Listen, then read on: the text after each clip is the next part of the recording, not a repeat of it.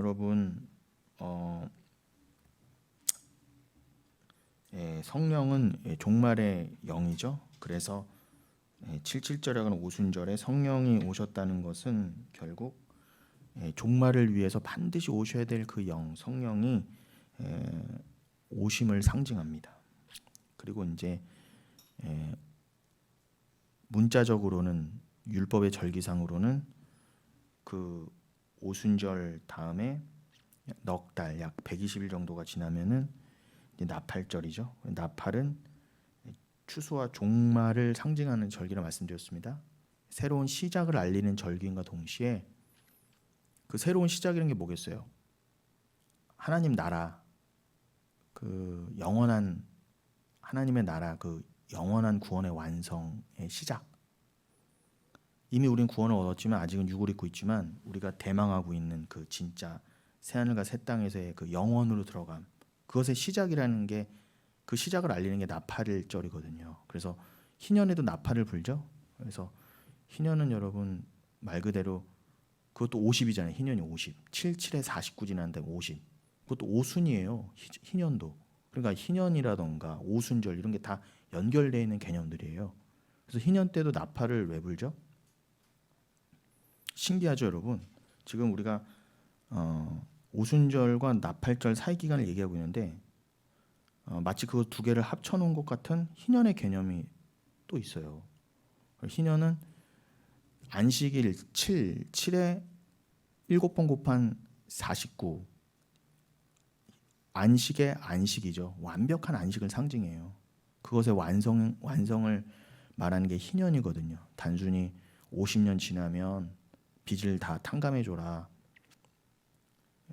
저당 잡혔던 논밭 다 돌려줘라, 그 정도 의미가 아닙니다. 그리고 이스라엘은 한 번도 여러분 희년을 지켜본 적이 없어요.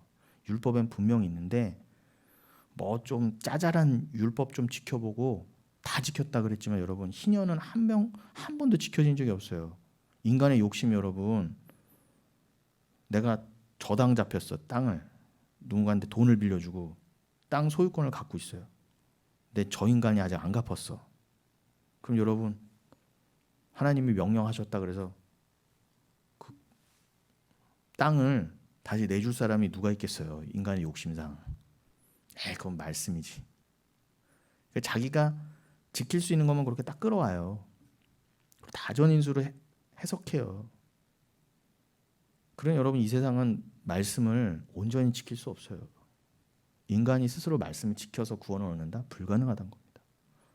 희년도 못 지키는데 뭘 지켜요, 인간이요? 인간은 절대로 자기 욕심을 못 내려놔요. 근데 여러분 그냥 표면적으로 그런 것만 보지 마시고 희년이 가리키는 바가 뭐라고요? 7에 7 완성. 이것도 오순이네. 그러면은 이게 구원의 완성.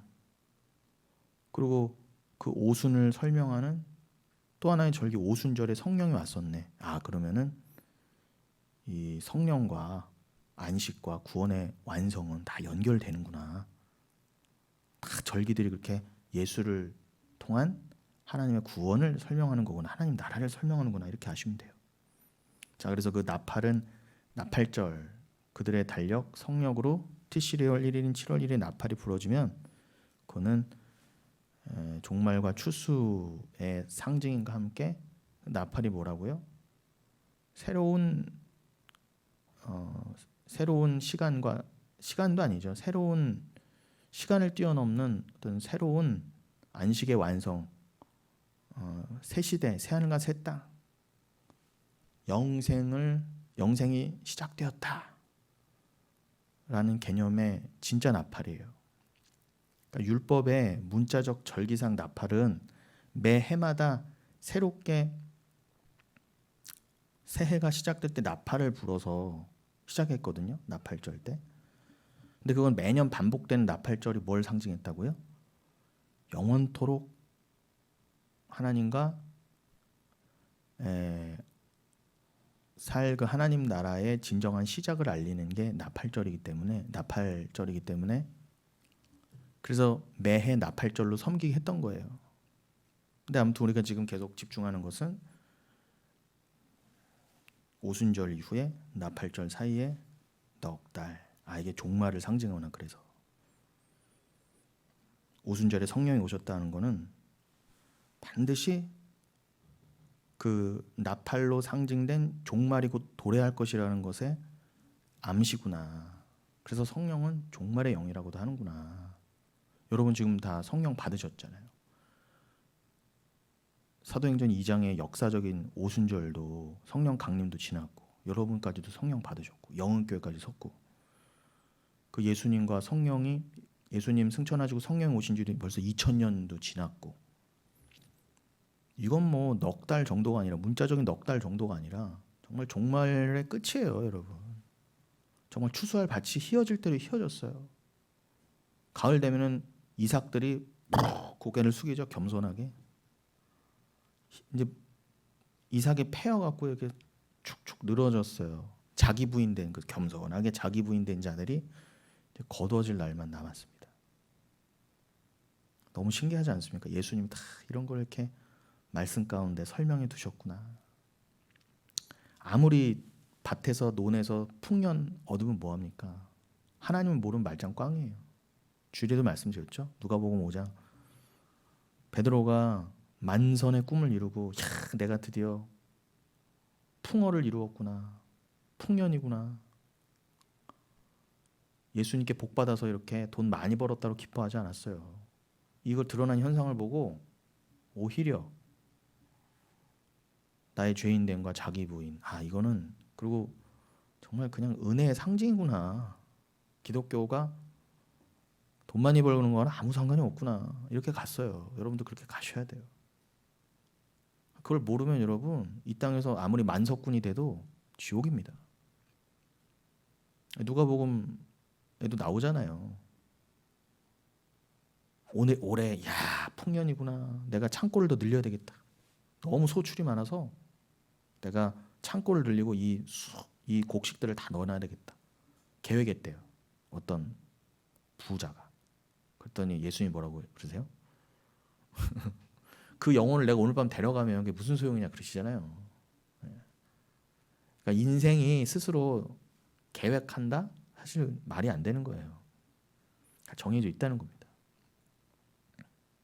그래서 우리가 신경 쓸 것은 단순히 이 땅에서 창고 늘리고 비축해두고 이 땅을 위한 삶을 준비하는 게 아니에요.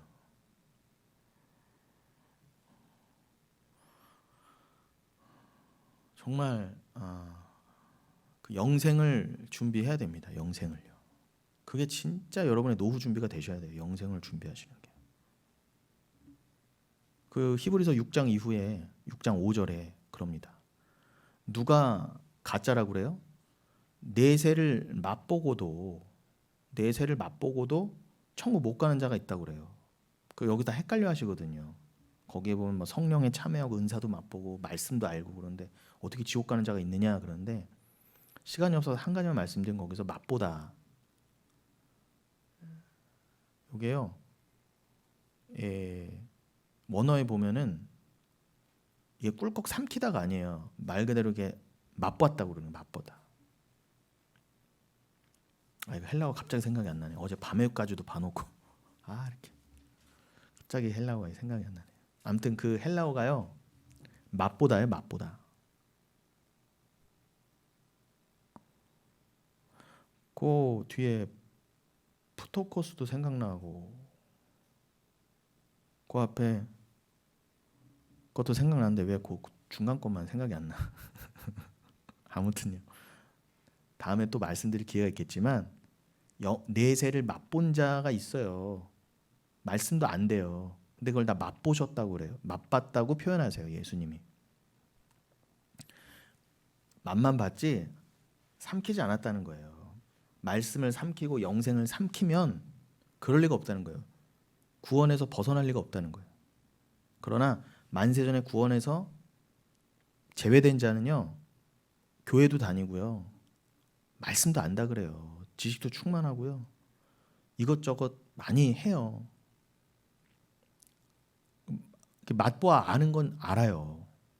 영생이 있다는 것도 들어봤고 주님이 계시다는 것도 그 정도는 알아요. 근데 씨 뿌리는 자의 비유에서처럼 그 씨가 떨어져도요, 돌짝밭이나 가시떨기 같은 거예요. 길가처럼 뿌리가 안 내리는 거예요. 말씀에요. 그런 자들이 맛본 자예요. 그냥. 생각났다. 규오마이. 헬라어 규오마이예요. 그게 그냥 이렇게 일본어로 하면 나메로 이렇게 핥고 마는 거예요. 이렇게. 맛봤다 이렇게. 사탕 이렇게 아까 우리 권사님 오실 때 제 입에다가 직접 사탕을 물려주셨습니다. 사랑이 넘치시는 그 손길. 근데 제가 그거를 아유 감사합니다 그러고 내려고 이렇게 하고 뱉으면 그건 먹은 게 아니에요. 맛본 거죠. 그래서 사탕을 한번 물고 이런 마시고 나고 버리면 그건 먹은 게 아니라니까요. 꿀꺽 다 저는 녹여서 그걸 삼켜 먹었어요. 그게 먹은 자예요. 근데 성경 분명히 그 두 개를 구별합니다. 먹은 자와 성찬 이런 떡 하나님의 말씀을 생명의 양식을 먹은 자와 이렇게 죄송합니다. 자꾸 혀로 낼름거려서 예, 규오마이 한 자는 구별이 돼요. 그러니 여러분 뭔 얘기하다가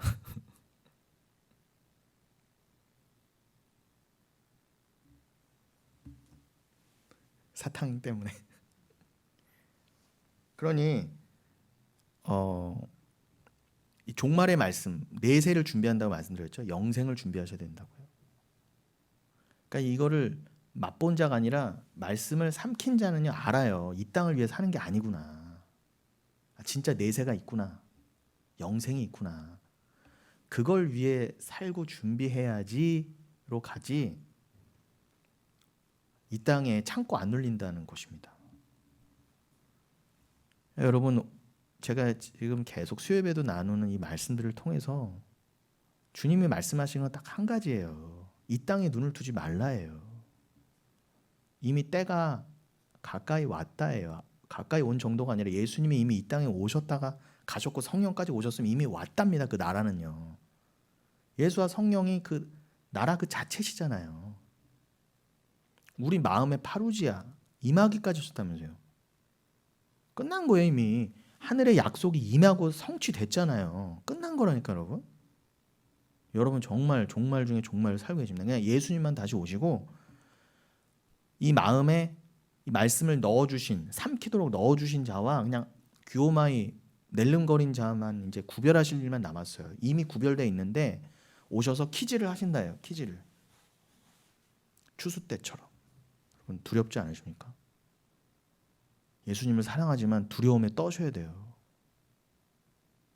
고린도전서 9장 마지막처럼 사도 바울이 어떻게 해요? 내가 뭐를 두려워한다고 유일하게요. 다른 거 하나도 안 두려워요. 세상을 두려워하지도 않고요. 세상 군왕과 부자들, 명예자들을 두려워하지 않아요. 세상 권세자들, 큰 뭐 갖고 있는 사람들을 두려워하지 않아요. 사도 바울은. 대제사장도 안 두려워했고요. 큰 회당, 큰 교회 사람들 안 두려워했어요. 사도 바울은. 근데 딱 하나 두려워했어요. 내가 나를 돌이켜 보아 내가 실컷 말씀을 전했는데 내가 규오마이 그냥 낼름거린 자면 어떡할까? 다른 사람 내가 전한 말씀으로 꿀꺽 삼켜서 천국 가는데 알고 봤더니 나는 실컷 핥기만 하고 낼름거리기만 하고 말씀을 삼키지 않았던 자가 아니었는가? 이렇게 드러날까 봐 두려워 내 몸을 쳐 복종시킨다 하지 않습니까? 그래서 잠언서 29장 18절로 연결되는 거예요. 묵시가 없는 백성은 방자행하여 교만해요. 낼름거리만 자는 교만합니다. 결국 겉으로는 교만하지 않을 수 있지만 알고 긴 척하지만 가라지예요. 가라지는 어떻게 해요? 척은 할 수 있어요. 알고 긴 척. 내가 말씀 아는 척. 영생도 믿는 척. 그러나 결국은 겸손하지 않아요. 겸손한 척하는 거지. 진짜 겸손이 뭐예요? 예수를 삼킨 자예요. 예수 하나 된 자. 주 앞에 은혜만을 구하는 자. 나의 어떤 것도 다 배설물로 여기는 자. 하나도 가치로 여기지 않는 자. 그러니까 오직 은혜를 말하는 자에게 돌이 날라오는 거예요. 인간의 가치는 없다고 그러거든요. 어떤 대단한 일을 해도 그건 주님 앞에서 무가치하네. 여러분 제가 그냥 세상은 여러분 도덕, 윤리, 세상의 가치관이 있어요. 그냥 그거대로 가게 놔두세요. 기독교는 근데 그거 헷갈리시면 안 돼요.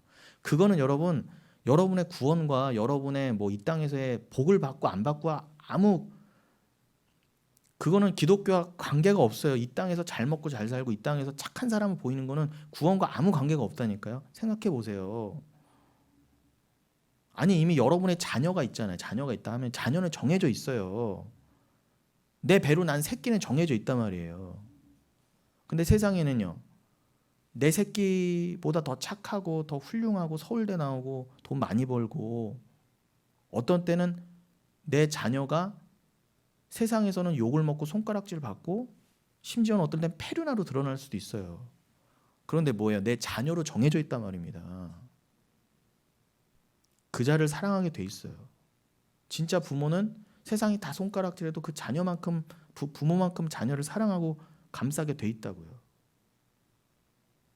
짐승도 지 새끼 예쁜 건 아는데요. 그러니까 하나님이 우리를 자녀 삼으셨다는 여러분 사랑의 개념으로 이해하셔야 돼요. 근데 자꾸 인본주의는 뭐예요? 내가 믿음을 갖고 있느냐 주의 자녀가 되었느냐에 관심이 없어요. 내가 무엇을 했느냐 내가 얼마나 잘났느냐 요거에만 심지어는 요걸 가지고 내가 하나님의 자녀라고 자꾸 어겨요. 우겨요.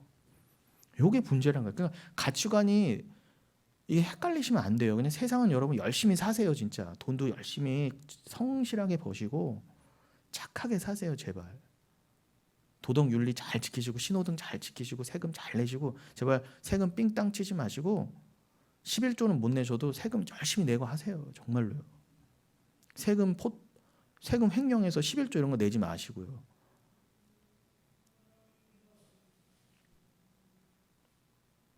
그거는 이 세상에 있으면서 당연한 겁니다. 근데 그걸로 구원받는 게 아니라는 거예요, 여러분. 그건 구원과 아무 관계가 없어요. 여기서는 그런 걸로 잘 살 수 있어요. 그러나 천국과는 무관하다는 걸 제가 강조하는 겁니다. 그럼 뭐예요? 이 복음 앞에 인간의 행위는 다 아무것도 아닌 게 되잖아요. 천국 앞에서, 영생 앞에서요.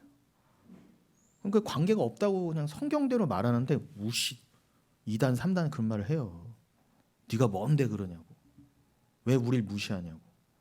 그래서 바리새인들이 예수님을 십자가에 달아 죽인 거 아닙니까? 왜 우리 무시하냐고. 여러분 정말 잘 생각하셔야 돼요. 기독교는 그런 거 아니에요. 그냥 주님의 사랑을 받은 자는요. 그걸 알게 돼요. 말씀을 꿀꺽 삼키게 된다고요. 그래서 내가 무슨 삶을 살건 내가 그리고 우리가 잘나봐야 얼마나 잘납니까 여러분. 내가 아무리 열심히 살아봐야 세상 사람 중에서 1등이 못 되는데 그걸로 어떻게 천국을 간다고 그러세요. 아무리 열심히 해도 여러분 심지어 기도 많이 한다고 쳐요. 여러분 불교의 일반 땡중보다도 여러분 많이 하실 자신 있어요. 걔네들은 밥도 안 먹고요. 말도 안 하고요. 벽 보고 앉아서 자면서 기도해요. 여러분 기도하시려면 그렇게 하세요. 잘 거 다 자고 먹을 거 다 먹고 시간 날 때만 기도하지 마시고 어디 들어가셔서 중보다도 더 열심히 하세요. 그렇게 하시려면 행위가 그렇게 중요하다 그러죠. 근데 여러분 중들이 기도 많이 해서 천국 간다는 얘기 들어보셨어요? 그런 얘기 못 들어봤습니다. 하나님 여기서 네가 이방인보다 기도 시간을 많이 채우면 금식 많이 하면 내가 천국 보내주겠다 이런 말 하신 적 한 번도 없어요. 그러니까 이게 규오마이 핥으면요 말씀 핥으면요 이게 다 왜곡이 돼요. 말씀의 진의를 모르거든요. 꿀꺽 삼켜서 진의를 알아야 되는데 여러분 제가 왜 자꾸 함부로 전도하고 선교하지 말라고 말씀드리느냐 이게 다 왜곡된 것만 전해져요. 이게 내가 아는 하나님이야. 그러니까 여러분 성경에서 바른 교훈을 알아야 된다. 거짓 교훈을 받지 마라. 왜 자꾸 반복이 됩니까? 교훈이요 거기서요. 디다스칼레오예요. 닥트린이란 말입니다. 교리예요 교리. 이거 통일교도 이 성경 보고요. 신천지도 이 성경 봐요. 근데 저한테 자꾸 이렇게 딱딱한 얘기만 하냐고 재미없다고 그러지 마세요. 그냥 우리가 재밌는 얘기 달짝지근한 얘기만 하면요. 여기 금방 이단돼요 여러분. 중들도 교리를 말하고 불교도 교리가 있고 힌두교도 교리가 있고 다 경전이 있는데 기독교의 교리가 없다는 건 말이 안 돼요. 그래서 제가 이렇게 교리를 칼날같이 들이대는 거예요. 교리는 설교와 반대되는 개념이에요. 어떤 멍청한 목사들은 교리 설교 따로, 그냥 설교 따로, 뭐 부흥회용 설교 따로, 간증용 따로 이렇게 구분을 해요. 말도 안 되는 거예요, 여러분. 설교에 교리가 안 들어가면 그게 어떻게 설교입니까? 그러니까 다 뭐예요? 엉뚱한 예수만 전하는 거예요. 소문만 드는 예수.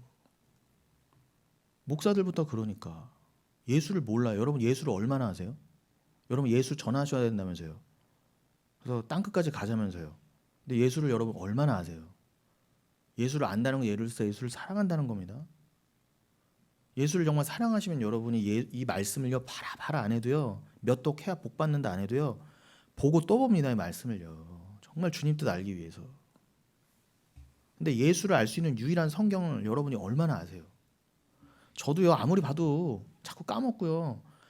제가 왜 지난주에 이렇게 마음이 힘들었냐면은 다른 것보다도 말씀이 너무 커요.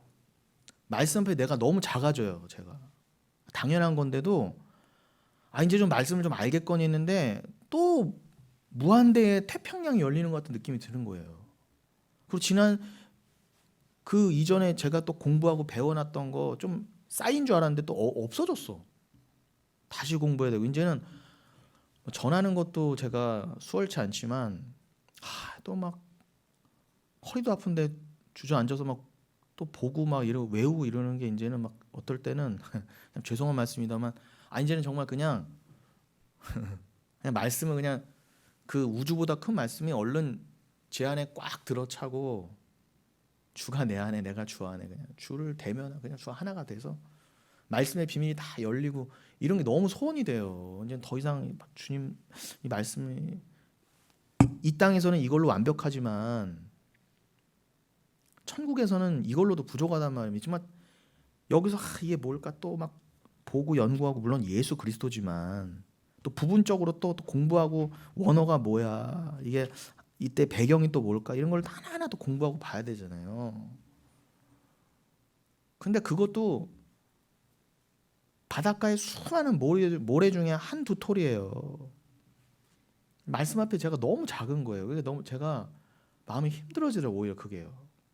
야, 내가 말씀을 뭘 얼마나 안다고 전하고 있는가. 여러분 예수를 얼마나 아세요? 우리가 예수를 인생으로 알고 삶으로 전한다는 건 여러분 예수를 알아야 전하죠. 알아야 전하죠. 교리를 아셔야 돼요. 디다스칼레오 배우셔야 돼요. 자꾸 성경 공부하셔야 돼요. 그래도 전할 시간 많아요. 성경 공부를 하면은 구제 긍휼 전도 언제 하냐 그런 소리 하지 마세요. 그런 건 여러분 기도하는 거 전도하고 구제 선행하는 건 여러분 잠자는 거 쪼개가면서 하시는 거예요. 그것도 몰래 뒤에서 몰래 정말 오른손이 아닌 정말 왼손이 모를 정도로 누가 알면 큰일 나는. 오죽하면 우리나라 옛날 동화도 있잖아요. 몰래 밤 몰래 형님이 아우 집에다가 볕단 갖다 놓고 다시 아우가 형한테 몰래 볕단 갖다 놓고 그런 것처럼 정말 쥐도 새도 모르게 남 도와주고 나는 하나도 영광 받으면 안 된다. 그렇게 하시면서 잠자는 시간을 쪼개가면서 기도하시면서 선교 가시려면 가시고 뭐 전도도 하세요. 그런데 예수를 모르시고는 영생을 모르시고는 함부로 하시면 안 됩니다. 그럼 오히려 뭐예요? 마태복음 23장 말씀처럼 나도 지옥 백성 되고 남도 천국 못 들어가게 딱 막고 있다 그러잖아요. 천국문 막고 그 거짓 선지자 주의 종이 어떻게 한다고 그래요? 마태복음 23장 예수님 그러잖아요. 지도 천국문 못 들어간 주제에 그거 딱 막고 곧 들어오려는 사람들 막아선 채로 100배나 더 지옥 자식 만든다고 하시잖아요. 산으로 돌아가면서 전도하면 뭐냐 겨우 한 명 데려왔더니 지옥 백성 만든다 그러시잖아요. 거짓 선지자들이. 예수를 아셔야 돼요. 예수를 아셔야 돼요. 근데 그 예수를 아는 건 예수를 사랑하는 거예요. 사랑하는 게 여러분 억지로 됩니까? 내가 사랑해야지. 아니에요, 여러분. 사랑을 입어야 돼요. 그 사랑을 알아야 은혜를 알아야 주를 사모하게 돼 있습니다. 그러니 여러분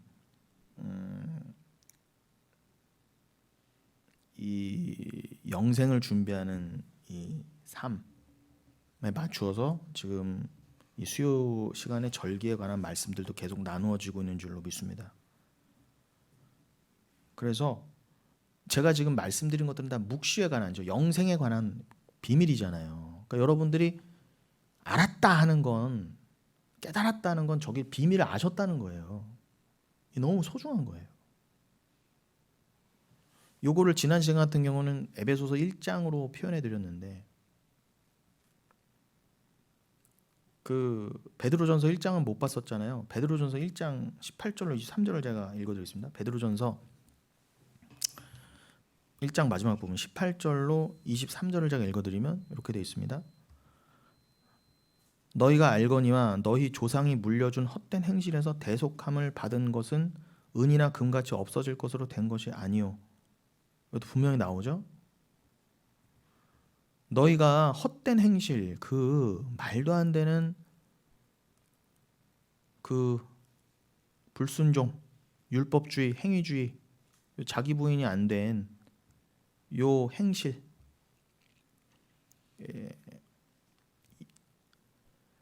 그 영생을 믿지 않고 이 땅을 위해 사는 헛된 행실, 다 이렇게 살았었어요. 그래서 우리가 다 창녀고 우리가 다 원수였어요. 우리가 다 문둥병자였단 말입니다.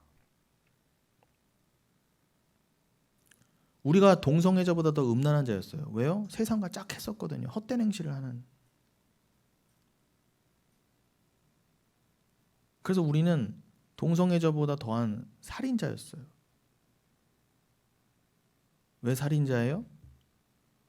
이웃을 사랑하지 않으니까. 이웃을 사랑하기는커녕 이웃 거를 간도 빼먹고 쓸개도 빼먹고 빼먹으려고 했고요. 어떻게 해요? 이웃을 진짜 사랑하는 살리는 길은 뭐예요? 예수 전하는 건데 예수 안 전했잖아요. 우리가 전한다고 해도 잘못된 예수 전해왔잖아요. 그러니까 살인자라는 거 우리가요. 동성애자 욕할 거 없어요. 우리도 동성애자들 때는 어떻게 해요? 동성애자들이 이웃이 병이 들던 말던 파탄이 되던 말던 서로 자기 쾌락만 챙기려고 그러잖아요. 그런 것처럼 우리도 똑같았어요. 나는 동성애 안 해요. 더 나빠요. 더 나빠. 동성애자는 그래도 창피한 건 알지. 동성애자들이 자기가 떳떳하면은 그 숨기겠어요? 그냥 창피한 거라도 안다고요. 동성애자들은요. 근데 우리는요. 창피한 것도 모르고 살인자인 주제에 그렇게 살아왔다고요. 그걸 말씀하시는 거예요. 예수님은요. 니들이 세리 창녀를 욕해? 내가 보면 니들이 더 들어. 바리새인들아. 세상 거 탐하고. 그런 것들은 우리가 다 그런 자들이었는데 거기서 구원을 받은 것은, 대속함을 받은 것은 은이나 금같이 없어질 것으로 된 것이 아니다 그러죠. 은이나 금은 없어진대요. 돈, 명예, 세상 것 다 없어진다 그러지 않습니까? 그런 영원하지 않을 것으로 너희가 구속받은 게 아니야. 구원받은 게 아니라는 거예요. 여러분이 돈으로 구원받으신 게 아니라는 거예요. 세상 것으로. 19절 오직 흠없고 점없는 어린 양 같은 그리스도의 보배로운 피로 된 것이니라. 보혈로만 된 것이다. 이걸 정말 믿으십니까? 여기 말씀을 삼킨 자예요. 20절 그는 창세 전부터 미리 알린 바 되시니나 이 말세에 너희를 위하여 나타내신 바 되었으니. 제가 요 말씀 때문에 사실 베드로전서 1장을 더 열어본 건데, 창세 전부터 미리 알리신 바 되셨다고 그래요. 예수 그리스도는요. 그러니까 지난주 에베소서 1장과 맥이 닿죠. 에베소서 1장이 만세전에 창세전에 하나님의 언약에 대해서 나오잖아요. 그 십자가 언약에 대해서. 그런 것처럼 베드로 사도도 뭐라고 해요? 그 흠없고 점없는 어린 양의 보혈의 십자가 보혈은 이미 창세 전부터 예비된 거라 그러잖아요. 여러분 믿으세요. 그러니까 여러분의 구원은 만세 전에 이미 정해진 게 맞아요. 누가 보배로운 피로 구원을 받게 될지. 그는 이미 만세 전에 예비되신 이지만 이 땅에 실제 나타나는 거는, 눈에 보이는 거는 말세에 나타나신 것 뿐이다. 그 말씀이에요. 예수 그리스도가 십자가를 지시면 이제 진짜 말세야. 이제 진짜 종말이야. 이제 곧 성령 오시고 이제 정말 끝이다 곧. 요거 알려주시려고 예수님의 십자가 말세에 선 것뿐이지 그 십자가는 뭐라고 이미 만세 전에 섰다입니다. 요게 믿으셔야 돼요. 요게. 근데 진짜요. 이거 믿는 진짜 교회가 별로 없어요. 이단은 고사하고요. 이단은 말할 것도 없고요. 21절 너희는 그를 죽은 자 가운데서 살리시고 영광을 주신 하나님을 그리스도로 말미암아 믿는 자니 너희 믿음과 소망이 하나님께 있게 하셨느니라. 여러분의 믿음과 소망도 뭐라고 그래요? 주셨다 그러잖아요. 믿음과 소망이 여러분이 스스로 만들어낸 게 아니라 뭐라고요? 하나님께 있도록 만드셨다잖아요. 그러니까 믿음, 소망, 사랑은 다 주신 게 맞아요. 사랑은 당연히 구원을 주셨으니 사랑하신 거 당연히 주셨죠. 예수 그리스도를 믿는 게 사랑 때문인 거니까 믿음, 소망, 사랑이 여기 다 있는 게 맞아요. 그리스도로 말미암아 원래 죽었어야 될 자들에게 여러분에게 교회 위에 그 사랑을 부으셔서 믿음과 소망이 하나님께만 있도록 예수 그리스도가 이렇게 해주셨는데 그거는 만세전에 언약된 바다 그러세요. 약속된 바다. 22절 너희가 진리를 순종함으로 너희 영혼을 깨끗하게 하여 거짓이 없이 형제를 사랑하기에 이르렀으니 마음으로 뜨겁게 서로 사랑하라. 그럼 제가 이제 말씀드린 게 이해가 되시죠? 우린 다 세리요 창녀요 동성애자보다 못한 자요 살인자요 우리는 그런 자들이 있어요. 문둥병자였어요. 이러한 자들은 절대 형제를 사랑하지 않아요. 예수를 전하기는커녕 문자적인 형제 사랑도 안 하는 자들이잖아요. 이제 다. 그런데 이제는 어떻게 해요? 거짓이 없이 우리가 이 말씀으로 영원히 깨끗함을 입었으니 이 말씀에 순종함으로 그죠? 이거를 말씀을 그냥 꿀꺽 삼킨 자가 됐으니까 말씀이 우리 안에 들어오게 됐으니까 갈라디아서 2장 20절 이제는 내가 사는 게 아니요 내 안에 예수가 계시다면서요. 예수가 꿀꺽 들어오셨어요. 우리 안에. 말씀을 삼키도록 하셨어요. 그러면은 형제를 진짜 사랑하게 된다는 거예요. 내 안에 사랑이 왔으니 내가 이제 내놓는 건 뭐밖에 없어요. 사랑밖에 없어요. 그게 자기 부인의 삶입니다. 예수를 사랑하는 그것만 내놓는 것. 예수만 내놓는 것. 나는 없고 나는 안전해요. 내가 아무리 유명한 목사여도 나는 안전해요. 예수만 전하는 거예요. 그게 형제 사랑이에요. 아니 내가 죽어야 예수만 나올 거 아닙니까? 내가 죽는 만큼 예수가 나올 거 아니에요. 근데 그게 형제 사랑이라 그래요. 그러니까 여러분이 죽는 게 형제 사랑이에요. 근데 그 형제 사랑하는 이웃 사랑이고 뭐라고 그러세요? 예수님이요. 마태복음 22장에서 하나님 사랑이라 그러잖아요. 온 율법과 말씀과 계명은 하나님 사랑, 이웃 사랑이다.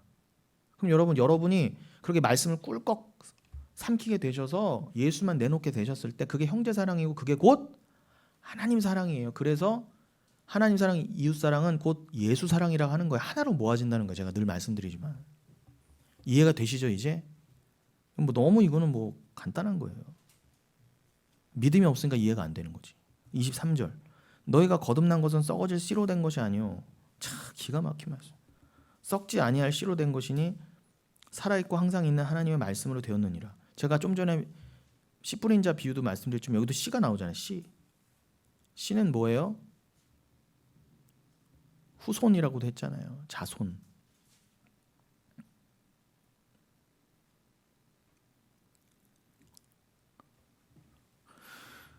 그러니 여기서 이 씨는요 자손. 근데 갈라디아서 3장 16절에 하면 그 자손이 누구라고요? 예수라고 그랬잖아요.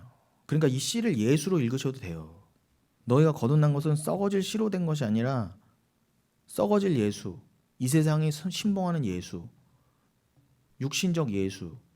이 땅에 우상처럼 섬겨지는 예수로 된 것이 아니라 썩지 아니할 예수로 된 것이니 그 씨를 예수로 치환하면요 살아있고 항상 있는 하나님의 말씀으로 되었느니라. 그런 여러분 안에 예수란 씨가 심겼다는 거예요.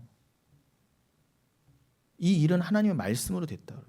또 말씀은 예수고 예수가 씨면 말씀이 내 안에 예수가 심겨졌다는 건 말씀이 심겨졌다는 뜻도 되고 그러니까 열매가 나오는 거죠. 그 열매는 뭐겠어요? 당연히 성령의 열매인 예수밖에 더 있겠냐고요. 그 열매 나오는 게요. 그게 진짜 형제 사랑이에요. 제가 지금 예수밖에 안 전하잖아요. 진짜 예수요. 썩지 아니할 예수.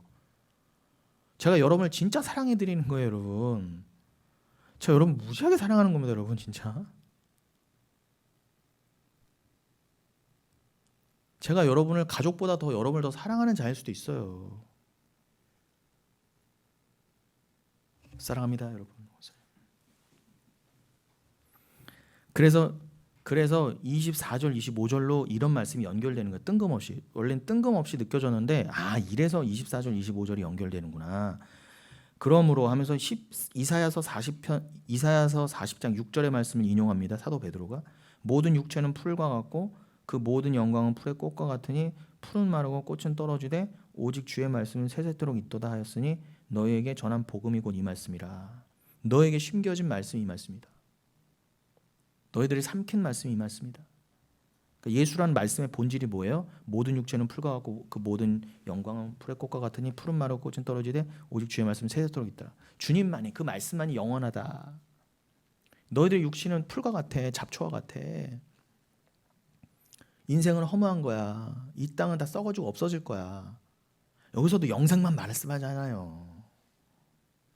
그러니까 영생만 주고받아야 돼요. 교회에서는요. 교회에서 영생 말고 구원 말고 딴 거가 나누어진다. 그게 심지어 여러분 잘 먹고 잘 사세요. 정치적으로는 이거 찍으세요. 선거하세요. 이런 말이 전해진다 해도 그건 영생과 무관한 거기 때문에 그건 틀렸다는 거예요. 제 말은요. 그건 여러분의 신념대로 하시면 돼요. 근데 이 세상의 것 중에 영원한 게 없다 그러지 않습니까?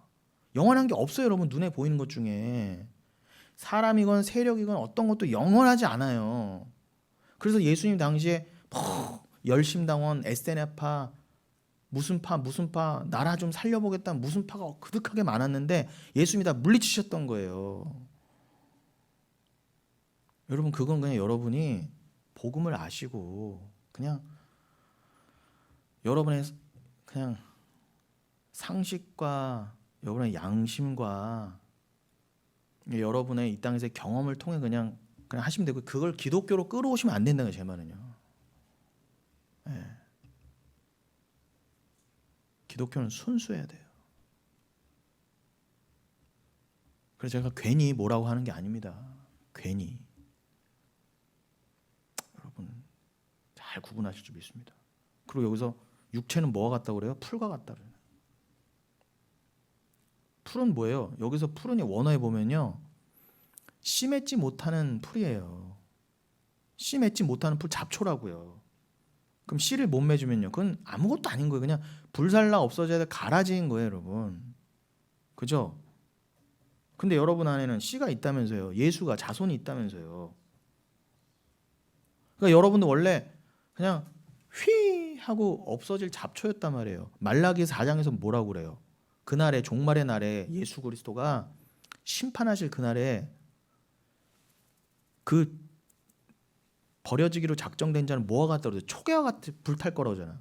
성령의 불이 심판의 불로 떨어질 때 누구는 이미 고린도전서 3장처럼 우리는 이미 불 가운데서 받은 구원이라 성령의 그 뜨거운 불로 우리들 옛사람이 죽어가고 이미 심판을 받아 그 성령 불을 받아 어머 내 안에 오히려 성령이 있는 자는요. 다니엘에서 그 2장처럼 그 풀무불 안에 들어가도 산 자들처럼 그 안에 예수 그리스도 그 성령에서 그 뜨거운 세상 불 가운데 살아났잖아요. 우리는 성령의 불을 받아 옛사람이 죽어야 이 땅에서의 지글지글 심판의 불에 안 타요, 여러분. 그게 불 가운데서 받은 구원 고린도서 3장 말씀이에요. 다니엘에서 2장을 고린도전서 3장에서 그 다니엘이 세 친구의 비유를 사도 바울이 고린도 3장에서 해석해 놓은 거예요. 불 가운데서 받은 구원이라. 그러니까 여러분들께서 이 세상에서 이미 여기는 심판이에요. 지옥불이란 말이면 여기는요. 드글드글 불을 타고 있는데 영을 받아 눈이 뜨인 자는 어떻게 여기는 타고 있구나. 근데 내가 성령을 받아 여기서 다니엘의 세 친구처럼 보호함을 얻고 있구나. 근데 여기서 눈이 뜨이지 않은 자는 어떻게 해요? 말라기서 4장처럼 그 같은 불인데 누구는 그 성령불로 구원받는데 누구는 그 성령불에 의해서 초계같이 여러분 가을 거제하고 나서 마른 풀 초계 불 댕겨 보세요. 그냥 뭐 0점 몇 초 후루룩 다 타버리잖아요. 불을 당기는 순간 그렇게 될 거다 그래요. 여러분 심했지 못하는 그런 초계 같은 존재였어요. 그냥 여러분 날아가는 잡초 초계를 누가 소중히 여겨? 어머 저 소중한 것 아무도 그렇게 여기지 않아요. 그냥 다 불태 없애야 돼요. 우리는 그런 존재였단 말입니다. 아무런 가치가 없었어요. 근데 잘난 인간들은 뭐예요? 내가 왜 초계야 이래요. 내가 왜 예수에 의해서 꼭 가치를 얻어야 돼? 내가 왜 꼭 예수란 씨를 받아야 내가 왜 꼭 천국이라고 자꾸 그래? 요런 인간들이 있어요. 교회 안에도요. 죄송하지만 95% 이상이에요.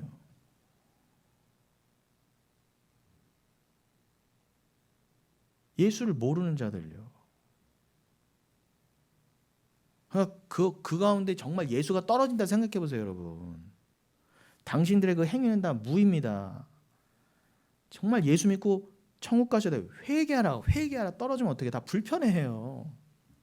아, 왜 그래? 지금 잘 살고 있었는데.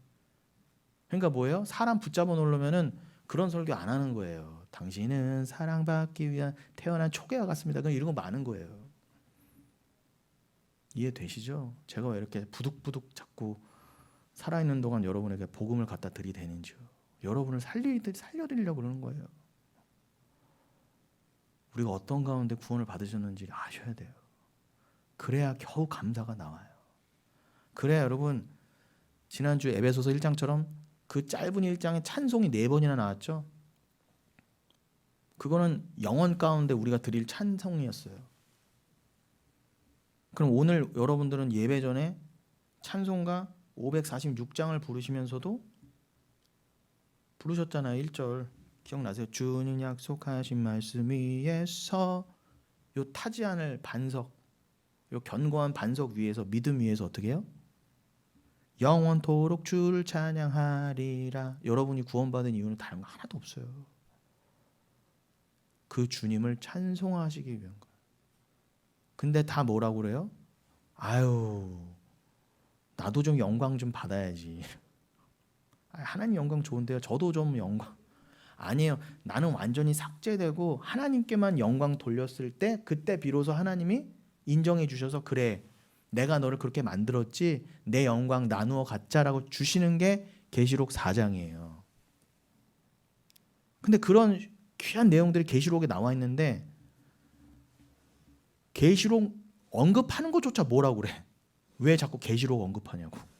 아니, 미친 거예요. 그럼 교회에서 계시록 언급하지 어디서 언급합니까? 신천지에서만 언급하는. 그럼 계시록은 성경에서 버려야겠네. 계시록 뭐하러 붙여놓으세요? 무거운데 65권으로 들고 다니지 성경을. 신천지 인간들은 계시록을 잘못 해석하는 거고요. 교회에서 해석해주지 않으니까 다 신천지 몰려간 거 아닙니까? 근데 제가 설교 때 계시록 언급한다고? 신천지 애들이 저한테 뭐라 그러면 차라리 낫겠어요. 기존 교회에서 뭐라 그래요 저한테요. 제가 정말 기가 막혀요. 진짜 기가 막혀. 제가 말을 안 하려고 그래도 제가 이 말씀드린 건 단순히 한탄하려는 게 아니라 구분하시라는 거예요. 제가 이렇게까지 적나라하게 왜 말씀드리겠어요? 구분하시라는 거예요. 구분할 줄 하게 돼 있습니다. 그래서 자 우리가 이러한 상황 가운데 있습니다. 그러니 요즘 얼마나 예수 믿기가 어렵습니까? 여러분 정말 예수 믿기 어려워요. 더 어려워질 거예요. 이 세대는 정말 예수 믿기 어렵습니다. 그래서 십자가부터 예수님께서 십자가부터 예수님이 다시 오신 재림 때까지 이제 말세다. 이제 정확히 아셨죠? 그래서 그 재림은 언제인지 몰라요. 이 재림을 자꾸 언제다 말하는 게 다 이단이에요. 옛날에 92년 다미선교회 같은 인간들. 그 이단에 엄청 많이 넘어갔어요. 기존 교회라는 뭐 교파 교단을 넘어서 다 흰 옷 입고 막. 아니에요, 여러분. 주일에도 말씀드렸지만 이성을 팔팔히 가지고 자기의 삶 가운데 가장 충실하게 계세요. 거기를 땅끝으로 여기고. 직장 생활하고 계세요? 직장에서 가장 열심히 일하고 계세요. 공부 중이십니까? 가장 열심히 공부하고 계세요. 가정주부십니까? 가장 열심히 가사에 헌신하고 계세요. 목사입니까? 가장 열심히 밤새워 말씀 준비하고 있어요. 그래야 누구는 그렇게 열심히 살면서 아등바등 내꺼 이럴 때 은혜 받은 자는 어떻게 해요? 누구는 털고 있더라. 그리고 그렇게 영을 받지 않은 자는 이 땅에서만, 이 땅 것을 위해서만, 나만을 위해서만 열심히 살면서 이것도 내 거 저것도 내 거, 이거가 나의 인생의 목적인 줄 알고 이거 가지고 내세도 있다고 그러고 이거 가지고 내세 간대요. 내가 이만큼 해놨으니까 내세도 보장돼 있다는 말도 안 되는 그걸로 살 때, 그러니까 얼마나 자기 분이 되기가 힘들어요. 그래서 인간은 죄인이라는 거 절대 안 돼요, 인간은요. 그런데 누군가는, 여러분은 그렇게 가장 열심히 일하시고 가장 열심히 공부하시고 가장 열심히 돈 버시는 중에 어떻게 해요? 이거 아니에요 라고 자기 부인을 할 수 있는 자가 분명히 성령 받은 자가 있다는 걸 보여주시기 위해서. 그리고 여러분들이 얼마나 말도 안 되는 내가 이 죄 가운데 갇혀 있다가 구원받는 것인가를 계속 깨달으시려면 여러분이 이 땅에서 어디 산으로 들로 도망가지 마시고 흰 옷 입고 어디 옥상에 올라가 계지 마시고 다미 선교 같은 데 들어가 계지 마시고 시한부 종말론에 여러분들은 영혼교회 열심히 다니면서 교회 안 나온 날에는 열심히 집에서도 말씀 보시면서 가장 치열하게 이 땅을 인생을 사시란 말입니다. 눈물 가운데 겪어내시고 고생하시고 피눈물 흘리시면서 사셔야 돼요. 그래야 고난이 뭔지 조금 알아요. 그래야 내가 얼마나 불가능한 자였는데 가장 세상을 사랑하는 자였는데 구원받았는가를 알게 됩니다. 그러라고 삶을 주신 것이지 여러분 많이 행복하고 얻어내고 그걸로 자랑하고 주님한테 좀 11조 좀 드려보고 누구 좀 적선 좀 해보고 이거 해보라고 내가 주인 되라고 주시는 거 아니에요. 그럼 여러분 제발 이제 기도가 바뀌셔야 돼요. 이미 바뀌신 줄 믿습니다. 그래서 이 말세에 여러분들이 어떤 종말의 삶을 사셔야 되는가 계속 강조될 거예요, 우리 교회에서는. 그래서 이제 성령까지 오셔서 공식적으로 이제 오피셜하게 오셨잖아요. 절기에 맞춰서 그 십자가에서 예수님이 품어하는 자들, 내가 이 아까 베드로전 1장 말씀처럼 흠없고 점없는 어린 양의 보혈로 내가 선택한 자들, 만세전에 택한 자들이 있어 하나님과 약속했어 한 자들에게 실수 없이 한 명도 빠짐없이 어떻게 해요? 성령이 들어오셨다를 상징하는 게 오순절이었단 말입니다. 그럼요, 그 씨가 성령이 들어온 자, 말씀이 들어온 자가 알곡이에요. 그럼 이제 알곡과 가라지가 갈라져야 되잖아요. 이제 추수가 있어야 되잖아요. 그래서 나팔절로 이어지고 오늘 우리 본문이 요한복음 4장도 나오는 거예요. 넉 달이 지나면 120일 정도가 지나면, 지난주에 제가 160일 정도라고 산수가 안 돼갖고 430인데 4416으로 말해. 멍청한 인간. 저 같은 것도 목사를 한다고. 감사할 바 따름입니다, 진짜. 어떻게 제가 주의 은혜를 알아서. 그래서 여러분, 추수의 대상이 그래서 성령 받은 자들이에요. 그 추수의 대상인 자들에게 주신 게 성령이에요. 씨, 초계가 아니라 그 창세기 1장 말씀처럼 씨 맺는 채소가 되게 하시려고, 진리를 맺는, 열매를 맺는 자 만드신 거예요. 그래서 예수가 들어오신 거예요. 여러분, 시골에서 추수할 때 추수하고자 하는 곡식 외에 피사리 같은 거 하잖아요. 피라는 건 잡초입니다. 가라지. 벼와 비슷하게 생겼어요. 그러니까 옛날에 그 성경에서 말하는 지자니온, 그 지자니아, 가라지들이라고 그랬죠. 그거는 밀밭에서의 가라지인 거고요. 우리나라 같으면요, 우리나라 같이 논농사하는 데는 뭐예요? 피라는 게 있잖아요. 피. 벼 이삭과 피. 예수님 때는 밀 이삭과 가라지, 이렇게 되는 거예요. 그러니까 우리가 논농사하는 사람들도 피를 보면은 아, 저게 성경에서 말한 그 가라지 같은 것이구나 알잖아요.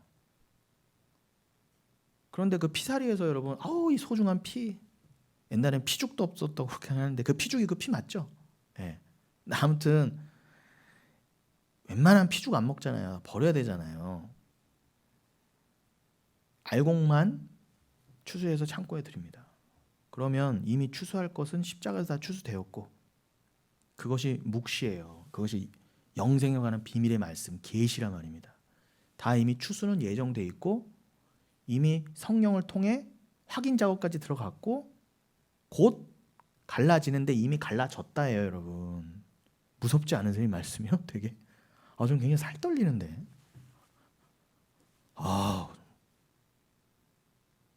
그때 역사 속 십자가에서 추수된 자들, 신구약의 모든 백성들은 하나님이 심은 그 알곡들이죠. 그 알곡된 자들이 역사 속 교회의 역할로 말미암아 추수된 거예요. 이 땅에 그 알곡들이 보내줘서 교회를 이루게 하시면서 하나님의 섭리, 야 이게 피 가운데, 피사리의 그 피 가운데, 잡초 가운데 이 가라지 밭, 다 가라지였어요. 그 중에서 야 누구는 이렇게 씨를 주셔서, 요한복음 12장 말씀이라면 예수님 자체가 이 땅에 한 알의 밀알 씨가 되셔서 십자가라는 모종삽으로 마치 퍼내고 거기에 예수란 씨가 딱 신겨서, 예수님이 내가 썩어 죽지 아니하면 한 알의 밀알이 썩어 떨어지지 않으면 그랬죠. 그 십자가에서 완전히 죽으셨잖아요. 그게 썩는다의 표현이에요. 밀알이 한 알이 완전히 썩는 것처럼 예수님이 여기서 완전히 죽으셨잖아요. 그래서 그 진짜 씨, 유일한 하나님의 제라 씨, 그 진리로 말미암아 다 피밭이었는데, 피사리의 피밭이었는데, 알곡은 하나도 없었는데 다 갈아졌는데 그 중에 누구는 건져내더라예요. 그건 정해져 있다예요. 요거를 이루시기 위해 예수가 실제로도 오셨고 성령까지도 오셨다예요. 이제 이해가 되시죠? 근데 뭐 더 이상 쉽게 설명 못 드리겠어요. 이렇게까지 설명해 드렸는데 못 알아듣는다. 유튜브까지 이렇게 만들어서 전하는데도 맨 책만 잡고 뭐 비판할 거리만 찾는다. 할 수 없어요. 할 수 없어요. 할 수 없어요. 자기들이 가라지라는 거를 드러내는 거예요. 그래서 요 기간을 상징하는 4달. 그래서 실제로 4달이 쉬어졌던 거예요. 그래서 이 4달에 대해서 오늘 그래도 요한복음 4장 오늘 그래도 읽은 거는 오래 안 걸리거든요. 요거는 읽고 다음 주에 또 진도를 나가야 되니까 요한복음 4장 35절부터 38절 요 부분만 읽고 마치겠습니다. 제가 이 요한복음 4장의 그 예수님의 그 말씀을 이해하게 해드리기 위해서 지금 몇 주간을 달려온 거예요. 자, 그래서 예수님이 4장 35절에 너희는 넉 달이 지나야 추수할 때가 이르겠다 하지 않았느냐. 저 이제 이해가 되셨죠? 그러나 나는 너희에게 이르노니 뭐라고요? 너희 눈을 들어 밭을 보라. 자, 니들은 아직 온전한 추수가 있으려면 자꾸 이 땅만 보고 이 땅의 절기만 보고, 아직은 그 당시에 시간적인 절기로는 절기상 아직 넉 달 중이었거든요. 그 넉 달 중에 예수님이 지금 사마리아 여인을 만나러 가신 거예요. 그러니까 사마리아 여인은 누구? 우리잖아요. 예수님이 우리를 찾아오셨다는 건 뭐예요? 여러분이 지금 다 예수님이 성령으로 찾아오셨다는 건 뭐예요? 지금 이 기간이 지금 여러분 요한복음 4장이 넉 달의 기간이라는 게 맞아요. 예수님이 사마리아 여인 찾아오신 거죠. 예수님이 성령을 통해 여러분 다 지금 찾아오시고 계시잖아요. 이미 찾아오셨고. 그럼 그건 이미 완전히 정해진 바고. 그럼 뭐예요? 지금이 넉 달이라는 게 맞아요. 근데 잘 들어라. 너희 눈을 들어 밭을 보라. 자, 내가 저 밭을 통해서 또 한 번 다시 알려줄게. 정확히 알려줄게. 밭을 보라. 휘어져 추수하게 되었도다. 그죠? 여기서 휘어졌다. 근데 우리로 치면 이제 황금 들녘 뭐 그런 거죠. 황금 논밭에 그런 식으로.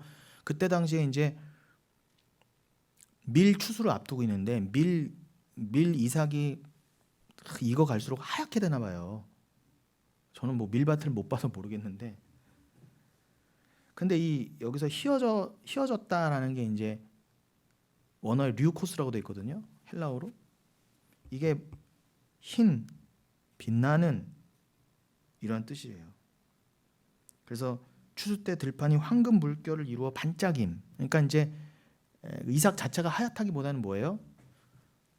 우리 논에도 황금 들녘처럼 이게 쫙 벼 이삭이 하면은 햇빛을 딱 받으면 이렇게 하얗게 보이는 것처럼 지금 밀 이삭 아직 농사 절기로는 수확은 아니었지만 예수님이 보기에는 영적으로 이미 뭐라는 거예요? 이미 다 추수할 때가 됐다. 이미 다 내가 성령 줄 자는 다 줬으니까 이미 거둘 일만 남은 거예요. 봐라. 여러분 영혼교회도 지금 다 거두실 분들만 계시잖아요. 이미 휘어졌다니까. 류코스라니까요. 그냥 진짜 주님이 낫 갖다 대고 싹 해서 알곡 창고에만 들이시면 되는 거예요. 천국에만. 그게 수장절. 그래서 초막절로 이어지는 거잖아요.